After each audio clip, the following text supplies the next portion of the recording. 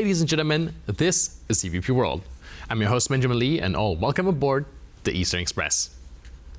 On this episode, we are pondering a difficult question. Could China be fearful of Donald Trump extending a hand towards Vladimir Putin?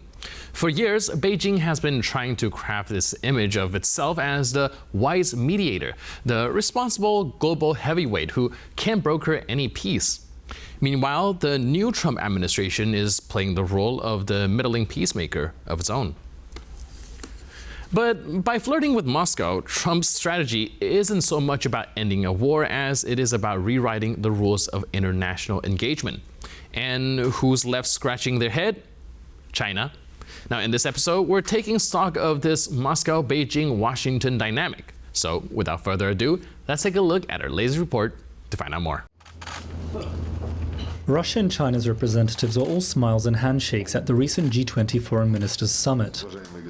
The Chinese top diplomat used the opportunity to show his country's support for what he called a consensus between Russia and the United States regarding the ongoing war in Ukraine. China would love to see all efforts be conducive to peace, including, over the past couple of days, the United States reaching common understanding with Russia. This statement shouldn't come as a surprise to anyone who has been following China's approach to the war. While Chinese President Xi Jinping has met with Vladimir Putin on multiple occasions since the Russian invasion, including in Moscow, he has not deigned to do so with Volodymyr Zelensky. And Chinese support goes beyond the handshakes and visits. China has been bolstering the Russian economy since it was hit by Western sanctions. Beijing and Chinese manufacturers have eagerly stepped in to fill that hole in, thus supporting the Russian war machine, which is heavily reliant on income from Russia's trade.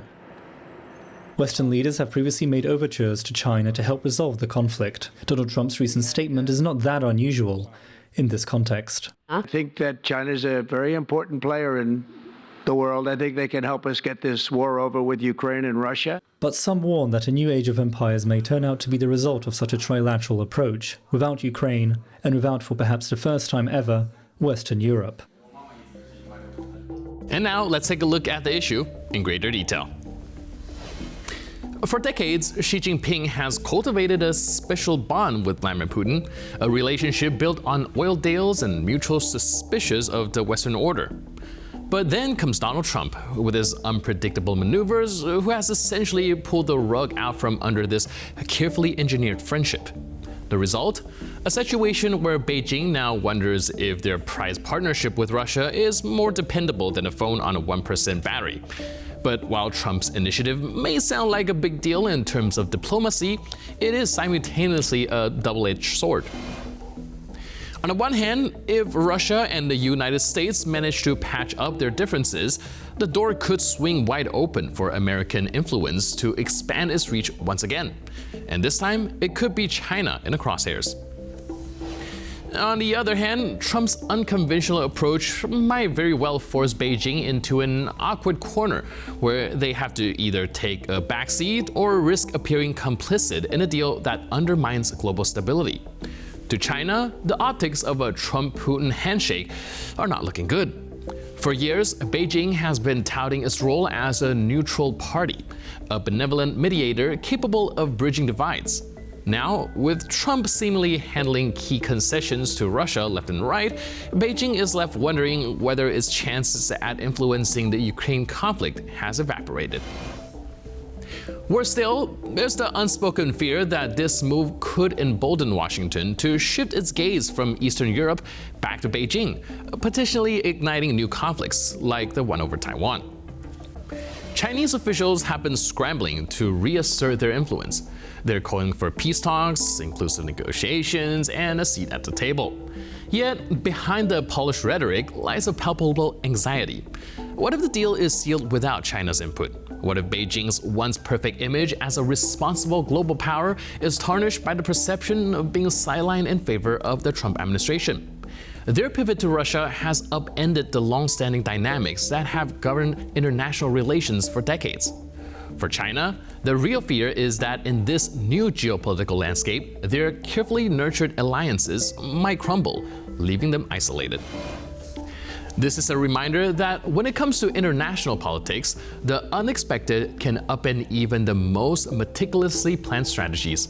Meanwhile, we're left to wonder, is this just another chapter in the absurd playbook of global politics, or are we witnessing the birth of a new and even more unpredictable world order?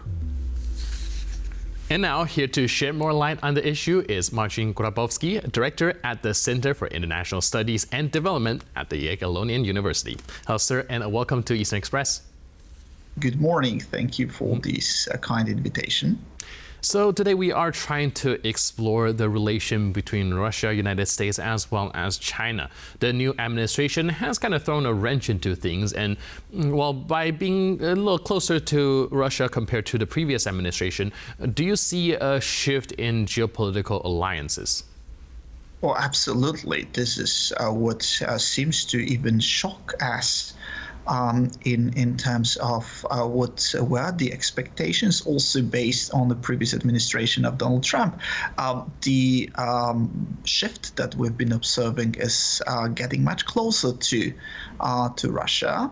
And of course, the issue we've been considering is it just negotiation tactics, or is it real geopolitical shift?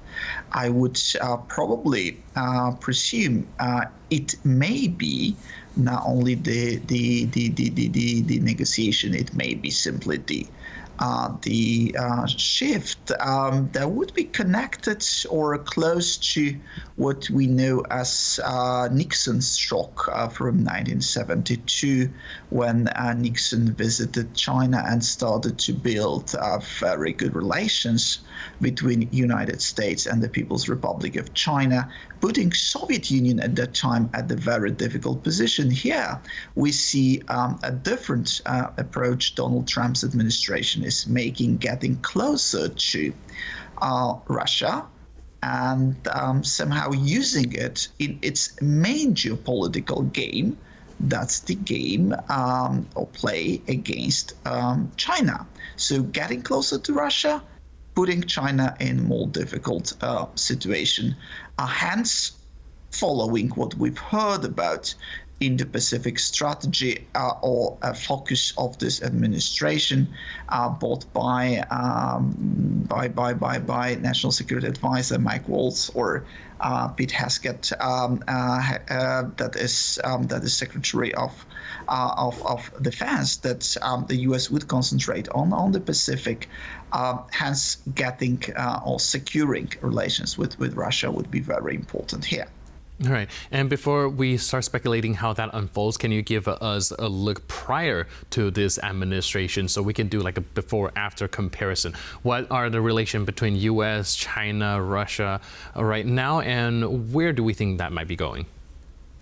So if we look at the past, the administrations, U.S. administrations in recent years have shifted, have changed the approach, their tools applied to build relations with especially China, but also Russia. Obama's administration applied this reset policy with Russia. At the same time, they had the pivot rebalance towards Indo-Pacific. Obama himself has not expressed openly or explicitly the need for rivalry, but the reality of the pivot military reality with strengthening American troops, especially Navy deployed in the Pacific region, with Trans-Pacific Partnership concept,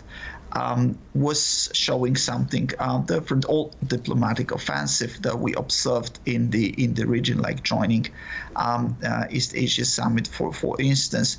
Then Donald Trump was openly anti-Chinese with the trade war that applied many of Cold War tools against China. Articles of those Trade Promotion Act, for instance, that we observed. There was one element. Strengthening basically structures built by Obama connected to Indo-Pacific Quad structures, however, withdrawing from TPP and giving China a field to develop in international institutions. That was especially visible with WHO, also WTO on the one hand, but also opening a space for China for diplomatic in the diplomatic offensive in Southeast Asia, East Asia, Africa to some extent. So paradoxically, the need to weaken China in neo-realist terms was challenging in the soft power dimension, multilateral dimension of the U.S. Joe Biden kept most of those promises, kept off most of those elements introduced by Trump, surprisingly, regarding China policy. So tariffs were there. He rebuilt, however, international stance of the U.S. Biden was pretty sharp against China, addressing also issues like minorities, Uyghurs in Xinjiang, or Tibetan minority, political rights of people in Hong Kong, or a much stronger commitment to defense of Taiwan was addressed by Joe Biden. In terms of Russia, Joe Biden also played very, very pro-Ukrainian card, providing unprecedented support to Ukraine, especially in terms of military, was a couple of times larger than European military support to Ukraine. And other forms of aid, they are more or less equal now, but in terms of military support, US was absolutely primary provider of support equipment to Ukraine. So this is how I could say all the administrations are seeing or have been seeing China as a primary peer competitor in the world. However, they do have different approaches in regarding how to address this challenge. I could sum it up in this simple way. Right. And for the past few days, we've been very hyper-focused on the peace negotiation between the U.S. and Russia, of course, without the involvement of Ukraine. But again, the topics are revolving around that. Do you think that perhaps the stance that the United States is taking right now, we should probably look at it also with the involvement of the fact that Donald Trump might want to pivot their attention more towards the Indo-Pacific? Oh yeah, absolutely. This is what I briefly addressed previously. My first brief comment here. The negotiations that we've been observing are also looked with concern by Chinese. Officially, Wang Yi, Chinese foreign minister, has just said that they support any peace efforts that are made globally. But the reality is that China has been building alliance with Russia for 12 years. That's what Xi Jinping put a lot of effort into. And at this point, US seems to try to reverse this alliance structure. Also observing the fact that China and Russia are not natural friends, I would say. China has been competing and taking space from Russia, especially in Central Asia. That was clearly visible during Shanghai Cooperation Organization meeting in Samarkand in 2022, when she very firmly accentuated the need for independence of Central Asian countries, especially Kazakhstan and Uzbekistan. That was a bit shocking to Putin, but Putin had to accept it. There is this traditional border dispute that escalated in '69 to clashes over the small Ussuri River, alluvial islands at the Ussuri border river. So there is a fear that Russia, if being in good relations with the United States, may bring risk to China if China decides to invade Taiwan, for instance. That is a very serious issue for China. Yeah, for the U.S., it may be the part of the game they are playing. Of course. China and Russia are very important, much more important partners now after the full-scale war between Russia and Ukraine started. China is primary provider of the products that cannot be easily acquired by Russia, semiconductors, circuits, double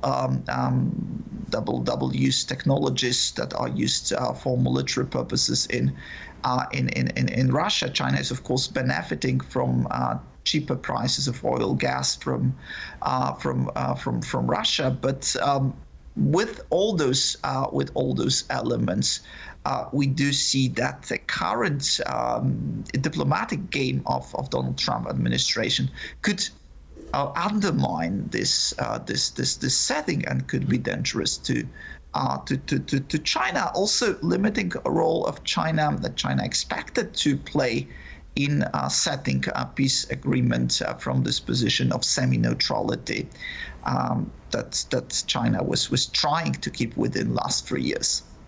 All right, thank you so much for your input and insight. Really appreciate it. And thanks again for being with us on Eastern Express. Thank you for your kind invitation. It's great to be with you again. Thank you. And now we're moving on to the Eastern News Flash, a series of all the other stories from the East I don't want to miss. Ukrainian President Volodymyr Zelensky says that he gave Donald Trump a list of all ceasefires that Russia has violated. He also warned the American president of reaching a quick deal with Moscow without clear security guarantees for Ukraine. The Ukrainian president said he handed the list over to U.S. Special Envoy for the War in Ukraine, Keith Kellogg, during the latter's recent visit to Kiev. In addition to containing all of the ceasefires that Russia has violated since its aggression against Ukraine in 2014, it also includes specific dates. According to the list, Russia has violated 25 ceasefires since that year. Zelensky told world leaders at the Support Ukraine summit in Kiev on occasion of the third anniversary of the full-scale Russian invasion that peace cannot be reached within a few days. These comments come amid concerns that the US president is trying to sideline both Ukraine and its European partners in possible peace negotiations with Russia. Talks between Washington and Moscow took place in Saudi Arabia on February 18th without Ukraine's participation. So far, no specific plans for a peace deal have been announced. The Azerbaijani Foreign Ministry says it ordered the suspension of the BBC's office in the country's capital of Baku. The British broadcaster has called the decision a move against press freedom. The BBC closed its office in Baku after receiving verbal instructions to do so from the Foreign Ministry. Azerbaijani state-controlled media say that the government apparently wants to reduce the number of BBC staff working in the country to one person. The corporation has said that its team in Baku has suspended all journalistic activities as they seek further clarification on the order. The BBC also said that it remains committed to continuing to report in the Azerbaijani language. The broadcaster did not receive anything in writing from the Azerbaijani government, however, despite asking for clarification through several channels. According to the BBC, its Azerbaijani office reaches 1 million people per week on average and has been seeing an increase in its audience size. Libyan Field Marshal Khalifa Haftar has promised to lease a naval base in Tobruk to a Russian-Belarusian contingent. The move is meant to allow the Kremlin to control its operations deeper within Africa. Khalifa Haftar is the commander-in-chief of the Libyan National Army, which controls the eastern and southern parts of the country. Russia has already reportedly deployed its mercenaries all along the Libyan coast. The base in Tobruk, however, is far more than just a port on the Mediterranean Sea. It is an airbase of strategic importance as well. Thanks to it, Russia will be able to not only manage its mercenary forces in Africa, but also keep an eye on the operations of NATO's southern flank. This isn't the only military site that Haftar has given over to Russian control. He also gave Moscow a different base near the border with Chad and Sudan, which the Kremlin has converted into a logistics base. Russia has also involved Belarus in its operations in Africa in order not to draw Western attention. Haftar recently visited Minsk, where he met with the country's leader, Alexander Lukashenko. Former Georgian President Shalom Zurabishvili has called on Georgians to protest on February 25th. The date is the anniversary of the Soviet occupation of Georgia, which started in 1921.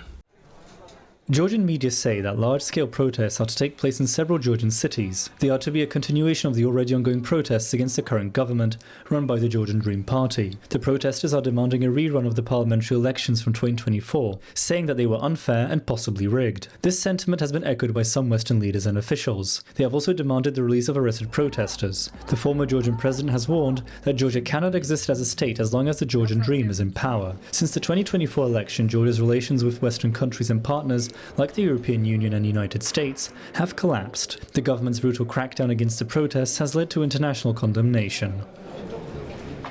And that's all for this episode of Eastern Express. But for more news, update, and commentary, please stay tuned to TVP World.